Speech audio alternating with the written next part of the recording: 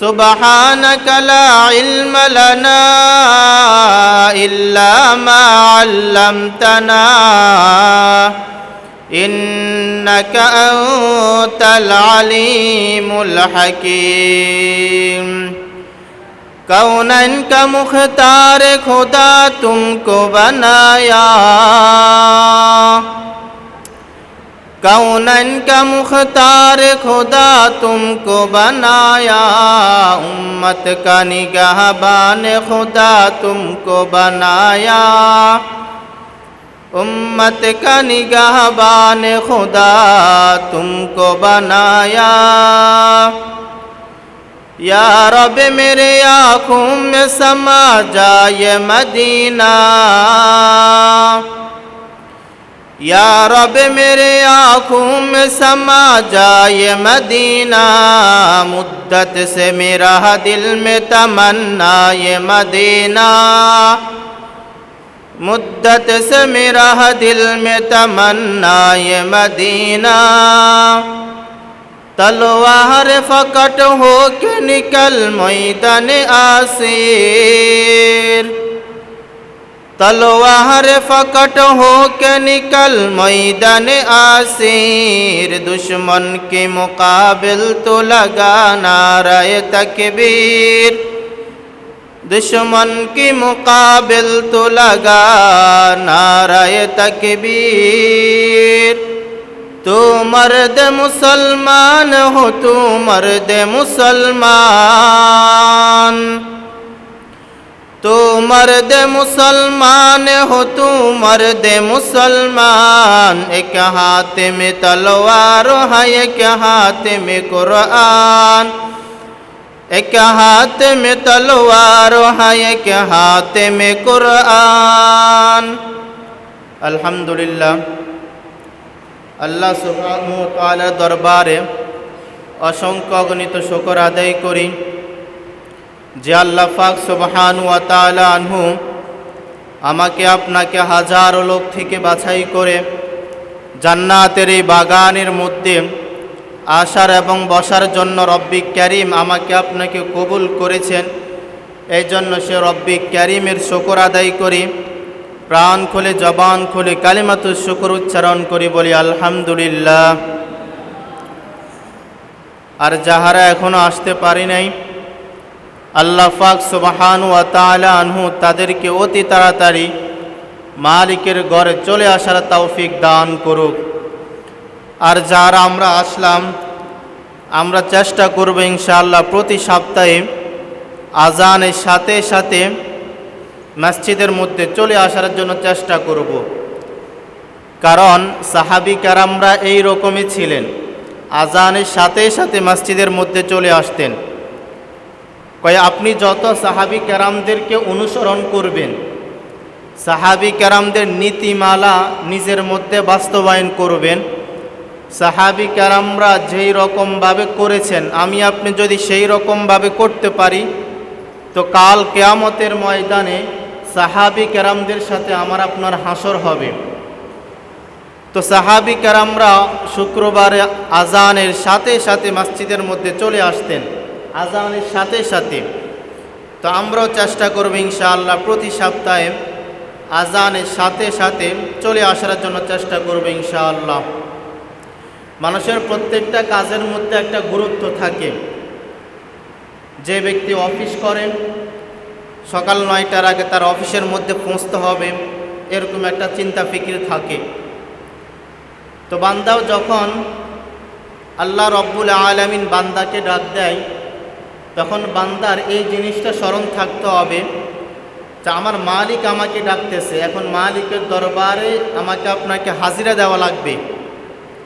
দেওয়া লাগবে এই চিন্তা যদি চেতনা যদি অন্তরের মধ্যে থাকে তো ওই বান্দা আজানের সাথে সাথে মসজিদের মধ্যে চলে আসতে পারবে কারণ আমার মালিক আমাকে ডাকতেছে এতটুকু অন্তরের মধ্যে থাকলে ওই বান্দা আজানের সাথে সাথে মসজিদের মধ্যে চলে আসতে পারবে আল্লাহ রব্বুল আলামিন এই চিন্তা আমাদের মধ্যে তৈরি করার তৌফিক দান করুক তো এই সপ্তাহে যে বিষয়টা নিয়ে আলোচনা করব সেই বিষয়টা হলো একটা গুরুত্বপূর্ণ বিষয় যেটা আমাদের প্রত্যেকের জীবনের জন্য, প্রত্যেকের জীবনের মধ্যে এই জিনিসটা থাকা দরকার, সেটা হচ্ছে আমানত।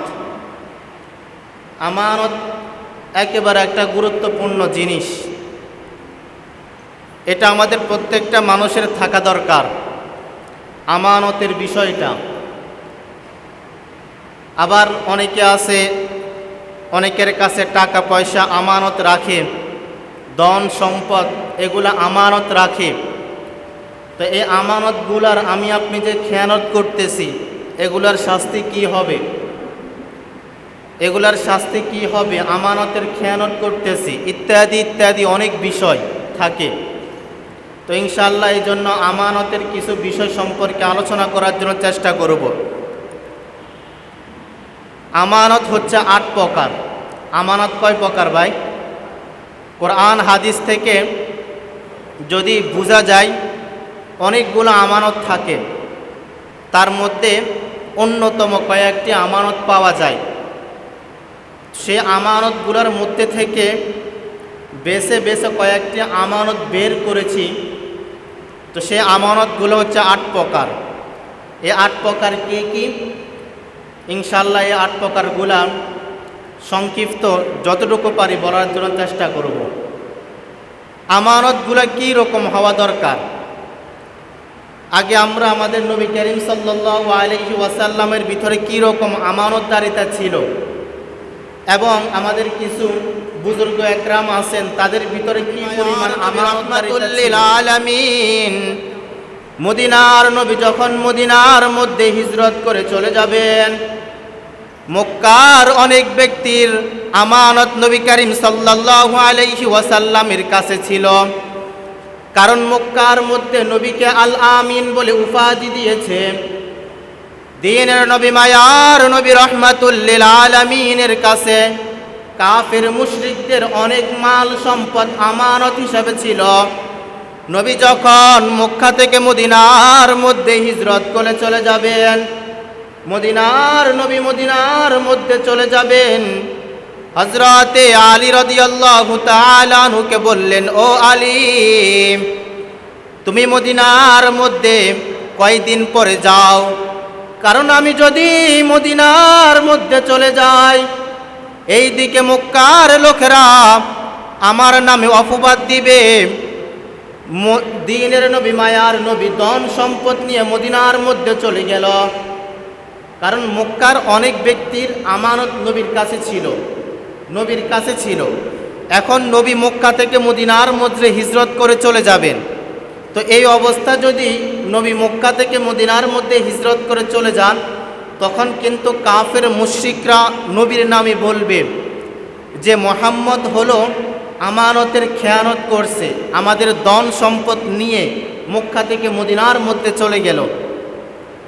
তখন দ্বীনের নবী, মায়ার নবী হযরত আলী রাদিয়াল্লাহু তাআলা আনহু বললেন, তুমি কয়েকদিন পরে যাও, কয়েকদিন পরে তুমি মদিনার মধ্যে যাও, তুমি মক্কার মধ্যে থাকো। মক্কার মধ্যে হযরত আলী রাদিয়াল্লাহু তাআলা আনহুর কাছে, রাসূলের কাছে যত আমানতদারিতার মাল ছিল সমস্ত কিছু দিয়ে এরপর নবী মক্কা থেকে মদিনার মধ্যে হিজরত করলেন। কাফেরদের কোনো ধন সম্পদ নিয়ে নবী মদিনা থেকে মদিনার মধ্যে চলে যান নাই।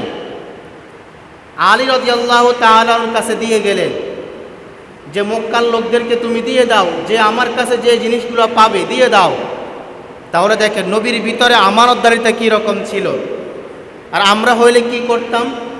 সবগুলা নিয়ে পালিয়ে যাইতাম, ঠিক না ভাই? আমাদের নিজামগুলো তো এই রকম, কিন্তু নবী এই রকম ছিলেন না। সবগুলা রেখে এরপর মদিনার মধ্যে হিজরত করলেন। এই রকম নবীর ভিতরে আমানতদারিতা ছিল। আমার আপনার ভিতরে এই রকম আমানতদারিতা থাকতে হবে, তা না হলে আমি কখনোই নিজেকে খাঁটি ইমানদার মুসলিম বলে দাবি করতে পারবো না, কখনোই দাবি করতে পারবো না। আমাদের এক বুজুর্গ ছিলেন, বুজুর্গ না, উনি তাবে ছিলেন, অর্থাৎ সাহাবী কেরামদের পরের যুগে যারা ছিলেন তাদেরকে বলা হয় তাবে। তো একজন তাবে ছিলেন, তার নাম ছিল হযরতে কাজী আবু বকর। এই কাজী আবু বকর রহমতুল্লাহ আলের ভিতরে কি রকম আমানতদারিতা ছিল? কাজী আবু বকর রহমতুল্লাহ আলের ভিতরে কি রকম আমানতদারিতা ছিল? এই কাজী আবু বকর রহমতুল্লাহ আলাই মক্কার অলিতে গলিতে ঘুরে বেড়ায়, 3টা দিন কোনো কিছু পানাহার করে নাই। কাজী আবু বকর মক্কার অলিতে গলিতে ঘুরে বেড়ায়, পেটের মধ্যে অনেক ক্ষুধা। হঠাৎ করে মক্কার রাস্তার মধ্যে একটি থলে পাইল। কে পাইল ভাই? একটা থলে পাইল। আরে কাজী আবু বকর মক্কার রাস্তার মধ্যে একটা থলে পাইল। কাজী আবু বকর রহমতুল্লাহি আলাইহি ওই থলে নিয়ে যখন দেখতে পেল, ওই থলের ভিতরে একটা হীরার হার রয়েছে। কিসের হার ভাই? কাজী আবু বকর মক্কার রাস্তার মধ্যে একটা হীরার হার পাইল। তা আমাদের সমাজের কোনো যদি দরিদ্র ব্যক্তি এই রকম জিনিসগুলো পায়, তখন তো মানুষ এই জিনিসগুলো নিজের করে নেয়, ঠিক না ভাই? নিজের করে নেয়। অথচ কিন্তু শরীয়তের মাসালা হলো, কোনো ব্যক্তির যখন কোনো জিনিস আপনি পাবেন তখন ওই ব্যক্তির জিনিসগুলা ওই ব্যক্তির কাছে পৌঁছিয়ে দেওয়া আপনার জন্য ওয়াজিব হয়ে যায়, আপনার জন্য ওয়াজিব হয়ে যাবে। যদি কোনো ব্যক্তির হারানো সম্পদ যদি পাওয়া যায়, তখন ওই মালিকের কাছে ফিরিয়ে দেওয়া আপনার জন্য এটা ওয়াজিব হয়ে যাবে। তো কাজী আবু বকর রহমতুল্লাহি আলাইহি চিন্তা করতে লাগলেন, এই স্বর্ণের এই হীরার হার টাকার হইতে পারে। কাজী আবু বকর বাড়ির মধ্যে নিয়ে গেলেন। বাড়ির মধ্যে নিয়ে যাওয়ার পর মক্কার বাজারের মধ্যে এসে মানুষদের কাছে বলতে লাগলো, এই হার টাকার হারানো গিয়েছে। তখন একজন বুড়া ঘোষণা করে দিল, আমার একটা হীরার হার হারানো গিয়েছে, কেউ যদি পেয়ে থাকো তাহলে আমি তাকে 500 দিরহামের একটা মুদ্রা দান করব। আগের জামানায় তো টাকা ছিল না, মুদ্রা ছিল। তো এই বুড়া ঘোষণা করলো যে আমার হারটা পাবেন, আমি তাকে 500 দিরহামের একটা মুদ্রা দান করব। তখন কাজী আবু বকর রহমতুল্লাহি আলাইহি ওই বুড়ার হাত ধরে বাড়ির মধ্যে নিয়ে গেলেন। যখন বাড়ির মধ্যে নিয়ে গেলেন, বললেন যে আপনি যদি সঠিক প্রমাণ দিতে পারেন যে আপনার এই থলির mধ্যে কি রকম হার রয়েছে, যদি বলতে পারেন তাহলে আপনাকে দিয়ে দিব। দেখেন আমানতদারিতা কি রকম। তখন ওই বুড়া ব্যক্তিটা সঠিক সমাধান এবং ঠিক মতন বলে ফেলল যে আমার এই থলির ভিতরে এই জিনিসগুলো ছিল। তখন কাজী আবু বকর রহমতুল্লাহি আলাইহি মিলিয়ে দেখলেন যে হ্যাঁ, বুড়া যেই রকম বলল সেই রকমই থলির মধ্যে ছিল। বুড়ার সম্পদ বুড়াকে ফিরিয়ে দিল। দেখেন কাজী আবু বকর রহমতুল্লাহ আলাইহির ভিতরে আমানতদারিতা কি রকম ছিল। একটি জিনিস হারানো গিয়েছে, সেটা তার মালিকের কাছে পৌঁছিয়ে দিয়েছে। আর আমি আপনি যদি পাইতাম তাহলে সেটা কি করতাম? নিজেরা ভোগ করতাম, ঠিক না ভাই? বর্তমান জামানার মধ্যে তো এই জিনিসগুলোই হয়। যখন কোনো হারানো সম্পদ হারিয়ে যায়, তখন কিন্তু মানুষগুলা এই সম্পদটা তার নিজের করে নেয়, মালিকানার কাছে পৌঁছিয়ে দেয় না। কিন্তু শরীয়তের মাসালা হলো এটা আপনাকে পৌঁছিয়ে দিতে হবে, ঠিক কি না ভাই? হ্যাঁ, পৌঁছিয়ে দিতে হবে।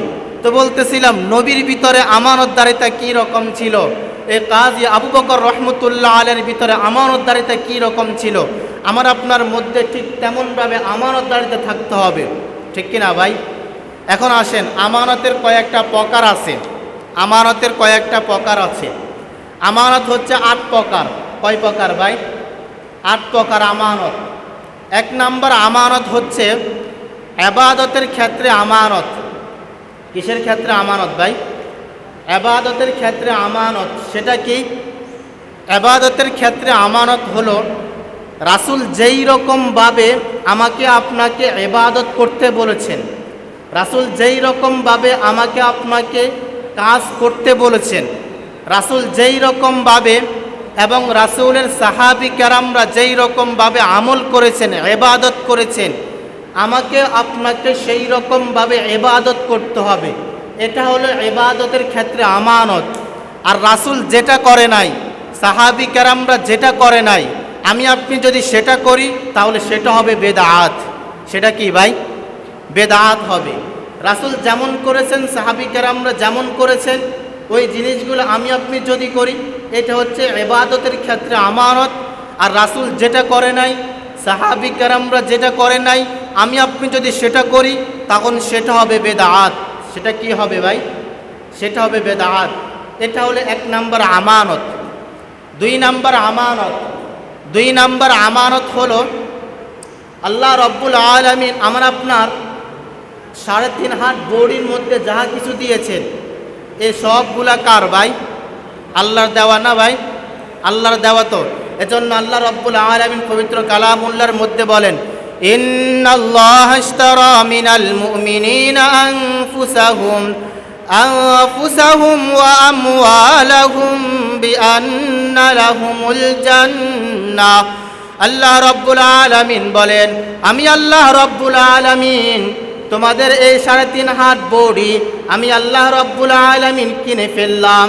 তার বদৌলতে আমি আল্লাহ রব্বুল আলামিন তোমাদের কাছে জান্নাতকে বিক্রি করে দিলাম।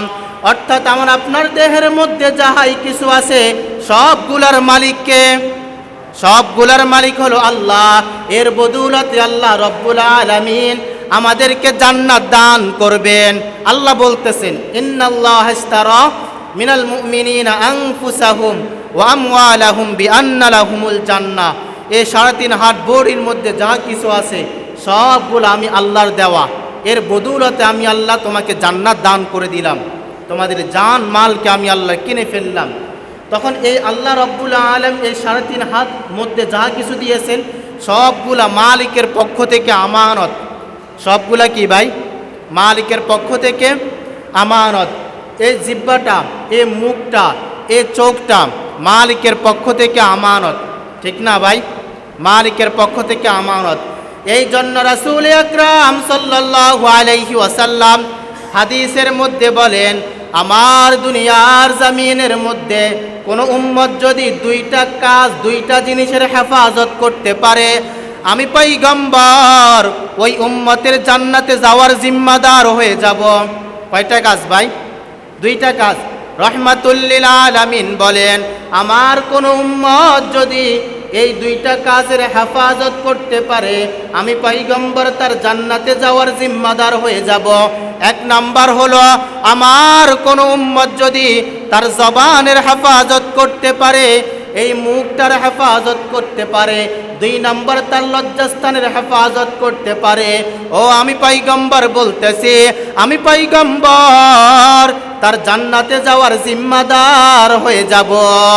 কাউনাইন কা মুখতার খোদা তুমকো বানায়া, কাউনাইন কা মুখতার খোদা তুমকো বানায়া, উম্মত কা নিগাহবান খোদা তুমকো বানায়া, उम्मत का निगाहबान खुदा तुमको बनाया। मौला मेरा आका मेरे रहमत का नबी है, तजदार मदीना है तुम्हारे अरबी है, तजदार मदीना है तुम्हारे अरबी है। আমি পয়গম্বর তোমাদের জান্নাতে যাওয়ার জিম্মাদার হয়ে যাব। কয়টা কাজ ভাই? 2টা কাজ। 1 নাম্বার কি? জবান, 2 নাম্বার লজ্জাস্থান। এই 2টা কাজের যদি তোমরা হেফাজত করো, আমি পয়গম্বর বলতেছেন, আমি পয়গম্বর তোমাদের জান্নাতে যাওয়ার জিম্মাদার হয়ে যাব, জিম্মাদার হয়ে যাব। পবিত্র কালামুল্লাহর মধ্যে আল্লাহ রব্বুল আলামিন বলেন, আলাম নাজআল লাহু আইনাইন ওয়া লিসানান ওয়া শাফাতাইন। আমি আল্লাহ রব্বুল আলামিন দুনিয়ার জমিনের মধ্যে মানুষকে এমন 2টা নিয়ামত দান করলাম, যেই 2টা নিয়ামত যাদেরকে দান করি নাই তারাই বুঝতে পারে এই 2টা নিয়ামতের কতই না কষ্টকর। 1 নাম্বার হলো আলাম নাজআল লাহু আইনাইন। আমি আল্লাহ রব্বুল আলামিন যাদেরকে চক্ষু দান করলাম, এটা আমি আল্লাহ রব্বুল আলামিনের পক্ষ থেকে অনেক বড় নিয়ামত।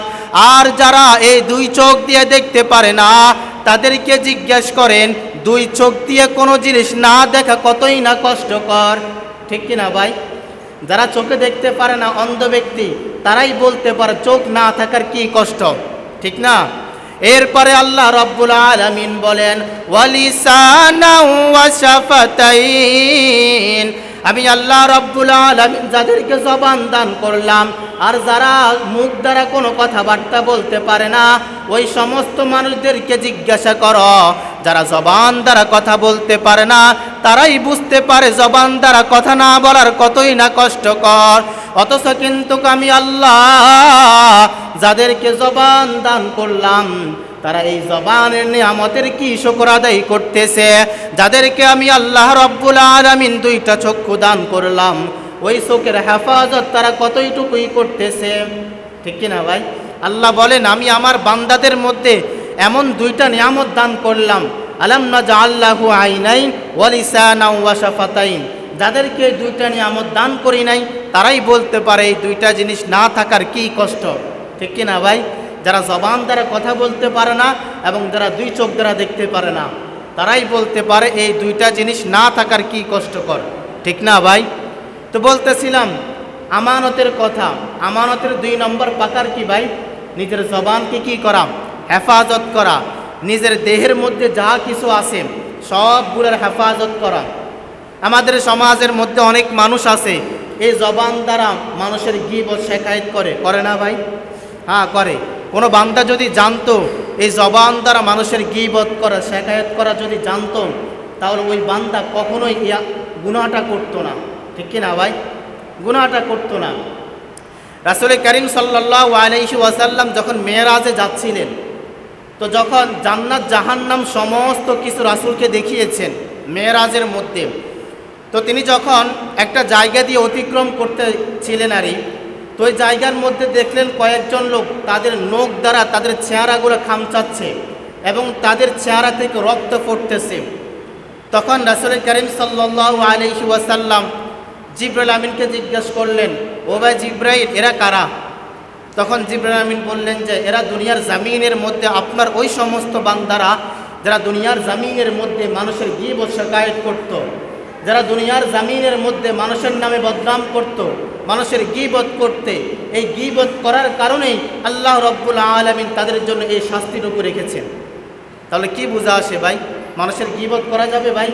এখন দেখেন বর্তমান জামানার মধ্যে মানুষের এই হালত, মানুষ কখনো নিজের দোষ দেখে না কিন্তু অন্যের দোষ ভালোই দেখে, ঠিক না ভাই? ওনার মনে হয় কোনো দোষ নাই, অন্যের দোষ ভালোই আছে, অন্যের দোষ অনেক ধরতে পারে, মনে হয় নিজের ভিতরে অনেক দোষ নাই। এজন্য আমাদের বুজুর্গরা সব সময় নিজের দোষ তালাশ করতেন, অন্যের দোষ তালাশ করতেন না, ঠিক না ভাই? এজন্য সদা সর্বদা নিজের দোষ তালাশ করবেন, কখনোই অন্যের দোষ তালাশ করতে যাবেন না। অন্যের দোষ তালাশ করতে যাওয়ার কারণে আপনি গীবতের মধ্যে অন্তর্ভুক্ত হয়ে পড়েন। এক হাদিসের মধ্যে আছে, আপনি যখন কোনো ব্যক্তির গীবত শিকায়ত করবেন এই জবান দ্বারা, তো যখন কিয়ামত কবরের জগতের মধ্যে যাবেন, কবরের জগতের মধ্যে যাবেন, তখন একটা ধারালো কাঁচি দ্বারা আপনার জিহ্বাকে কেটে ফেলা হবে। যখন মানুষের গীবত শিকায়ত করবেন, তো কি দরকার? অন্যের গীবত করার কারণে আমার কবরের মধ্যে আযাব হবে, কোনো প্রয়োজন আছে ভাই? কোনো তো প্রয়োজন নাই। এজন্য গীবত শিকায়ত করা যাবে না ভাই, কখনোই যাবে না, কখনোই যাবে না। আরও হাদিসের মধ্যে আছে গীবত করা মানে মরা ভাইয়ের গোস্ত খাবার সমতুল্য। কি ভাই? ভাই গীবত করা মানে কি? মরা ভাইয়ের গোস্ত খাবার সমতুল্য। তাহলে কে কি কোনো ব্যক্তি কি চাবে তার ভাইয়ের গোস্ত খাওয়া, মরা ভাইয়ের গোস্ত খাওয়া? কে কি চাইবে? কেউ তো চাইবে না। এজন্য হাদিসের মধ্যে বলতেছেন গীবত করা মানে মরা ভাইয়ের গোস্ত খাবার সমতুল্য। এজন্য কখনোই গীবত করবো না। করবো তো ইনশাআল্লাহ ভাই, এই আমলটা কখনোই করব না। আর একটা জিনিস হলো এই জবান দ্বারা আমরা বেশি অনর্থক কথাবার্তা বলি, ঠিক কি না ভাই? অনর্থক কথাবার্তা বলি। যে জায়গার মধ্যে কথা বলার কোনো প্রয়োজন নাই ওই জায়গার মধ্যে কথা বলা শুরু করে দিই, ঠিক না ভাই? হ্যাঁ, অযথাই কথা বলি, অযথাই কথাই বলি। এই অযথা কথা বলার কারণে আপনার কিন্তু অনেক ক্ষতি হচ্ছে, অনেক ক্ষতি হচ্ছে। সাহাবী কারামদের মধ্যে একজন সাহাবী ছিলেন হযরতে মুগীরা ইবনে শুবা রাদিয়াল্লাহু তাআলা আনহু। সাহাবীর নাম কি ভাই? হযরতে মুগীরা ইবনে শুবা রাদিয়াল্লাহু তাআলা আনহু। এই মুগীরা ইবনে শুবা রাদিয়াল্লাহু তাআলা আনহু বলেন যে রাসূল করিম সাল্লাল্লাহু আলাইহি ওয়াসাল্লাম আন্দাজি কোনো কথা বলতে রাসূল নিষেধ করেছেন। অনর্থক কোনো কথা বলতে রাসূল করিম সাল্লাল্লাহু আলাইহি ওয়াসাল্লাম নিষেধ করেছেন যে তোমরা কখনো আন্দাজি কোনো কথাবার্তা বলবে না, অনর্থক কোনো কথাবার্তা বলবে না। কিন্তু এই জিনিসটা আমার আপনার মধ্যে বেশি পাওয়া যায়, ঠিক কি না ভাই? বেশি পাওয়া যায় না? কোনো কথা বলার প্রয়োজন নাই, কিন্তু এরপরও আমরা কথা বলি, ঠিক না ভাই? এজন্য মুগীরা ইবনে শুবা রাদিয়াল্লাহু তাআলা আনহু বলেন যে আন্দাজি কোনো কথা বলতে রাসূল করিম সাল্লাল্লাহু আলাইহি ওয়াসাল্লাম নিষেধ করেছেন। তাহলে আন্দাজি কোনো কথাবার্তা বলবো না কখনো ভাই, কখনো বলবো না। 2 নাম্বার, অযথা কাউকে প্রশ্ন করা থেকে বিরত থাকবো। অযথা কাউকে প্রশ্ন করা থেকে কি করব ভাই? বিরত থাকব। কারণ কি, আমাদের সমাজের মধ্যে এমনও কিছু মানুষ পাওয়া যায়, যদি একটা মাসালা জানে, নিজে জানে, তখন কি করে, এক হুজুরকে জিজ্ঞেস করে দেখি ওনার সাথে মিলে কিনা, আবার অন্য আর হুজুরকে জিজ্ঞেস করে দেখি উনি পারে কিনা, এরকম মিলিয়ে দেখে। এগুলো অযথা প্রশ্ন, ঠিক না ভাই? হ্যাঁ, এরকম অনেক ব্যক্তি আছে, এরকম করে দেখে, না জানি উনি পারে কিনা, ওনার কতটুকু এলেম আছে, উনি পারে কিনা, অযথাই প্রশ্ন করে। অথচ কিন্তু রাসূল করিম সাল্লাল্লাহু আলাইহি ওয়াসাল্লাম বলেন, বনি ইসরাইল অযথা প্রশ্ন করার কারণে ধ্বংস হয়ে গিয়েছে। বনি ইসরাইল কি ভাই? অযথা প্রশ্ন করার কারণে বনি ইসরাইল ধ্বংস হয়ে গিয়েছে। এজন্য রাসূল করিম সাল্লাল্লাহু আলাইহি ওয়াসাল্লাম বলেছেন, অযথা কখনো প্রশ্ন করা যাবে না, আন্দাজি কোনো কথাবার্তা বলা যাবে না, অনর্থক কোনো কথাবার্তা বলা যাবে না। বোঝা আসলো তো ভাই? এটা হলো আমানতের 2 নম্বর প্রকার। আমানতের 3 নম্বর প্রকার, এটা অনেক বড় গুরুত্বপূর্ণ। সেটা হলো যে আমাদের সমাজের মধ্যে অনেকে অনেকের কাছে টাকা পয়সা রাখে না ভাই? হ্যাঁ, শরীয়তের ক্ষেত্রে মাসালা হলো যে যখনই ওই ব্যক্তিটা চাইবে আপনাকে সাথে সাথে দিয়ে দেওয়া লাগবে। বোঝা আসলো তো ভাই? সাথে সাথে দিয়ে দেওয়া লাগবে। আমি আগামীকাল দিব, পরের দিন দিব, এটা বলা যাবে না। সাথে সাথে আপনাকে দিয়ে দিতে হবে। তার গুলার মধ্যে থেকে সব থেকে উল্লেখযোগ্য হলো মসজিদের মধ্যে যেই সমস্ত টাকা পয়সাগুলা রাখা হয়, এটা হলো সব থেকে গুরুত্বপূর্ণ আমানত। গুরুত্বপূর্ণ কি ভাই? আমানত। কোনো বান্দা যদি মসজিদের একটা পয়সাও বিনা কারণে নিজের ব্যক্তিগতভাবে খরচ করে, এটা কিন্তু শরীয়ত সমর্থক করে না। সমর্থক কি ভাই? করে না। এজন্য মসজিদের জিম্মাদার হওয়া এটা অনেক গুরুত্বপূর্ণ কাজ, অনেক গুরুত্বপূর্ণ কাজ। আমি মসজিদের কমিটি, আমি অনেক কিছু, কিন্তু আপনি আমানতের খেয়ানত করবেন তো কাল কিয়ামতের ময়দানে মালিকের দরবার হিসাব দেওয়া লাগবে, ঠিক কিনা ভাই? মালিকের দরবার হিসাব দেওয়া লাগবে। এজন্য মসজিদের একটা টাকাও বিনা কারণে নিজের ব্যক্তিগত কাজে খরচ করা যাবে না। কারণ এটা প্রত্যেকটা ব্যক্তির আমানত আপনার কাছে রাখা হয়েছে। আপনি যদি একটা ব্যক্তি কাজের মধ্যে খরচ করেন তো কিয়ামতের ময়দানে মালিকের দরবার আপনাকে হিসাব দেওয়া লাগবে। বোঝা আসলো তো ভাই? এজন্য মসজিদের টাকাগুলো সতর্কভাবে রাখতে হবে। কখনোই বিনা কারণে বিনা প্রয়োজনে নিজের ব্যক্তিগত কাজের মধ্যে খরচ করা যাবে না, খরচ করা যাবে না। বোঝা আসলো তো ভাই? তো বলতেছিলাম আমানত 8 প্রকার। আমানত কয় প্রকার ভাই? 8 প্রকার। 1 নম্বর আমানত হলো ইবাদতের ক্ষেত্রে আমানত। রাসূল যেই রকমভাবে ইবাদত করেছেন আমাকে আপনাকে সেই রকমভাবে ইবাদত করতে হবে। আর রাসূল যে ইবাদত করে নাই ওই ইবাদতগুলো যদি আমি আপনি করি তখন সেটা হবে বেদাত। 2 নম্বর আমানত হলো যে আমাদের দেহের মধ্যে যা কিছু আছে সবগুলা মালিকের পক্ষ থেকে আমানত। 3 নম্বর, কোনো ব্যক্তি যদি কোনো ব্যক্তির কাছে টাকা সম্পদ রাখে সেগুলো কিন্তু যত্ন সহকারে আমানত রাখতে হবে। আল্লাহ রাব্বুল আলামিন তৌফিক দান করে তাহলে আগামী সপ্তাহে যে বাকি 5টা আছে ওই 5টা সম্পর্কে আলোচনা করার জন্য চেষ্টা করব। এ পর্যন্ত যে কথাবার্তাগুলো বলা হয়েছে আল্লাহ পাক আমাকে আপনাকে বুঝার এবং আমল করার তৌফিক দান করুক।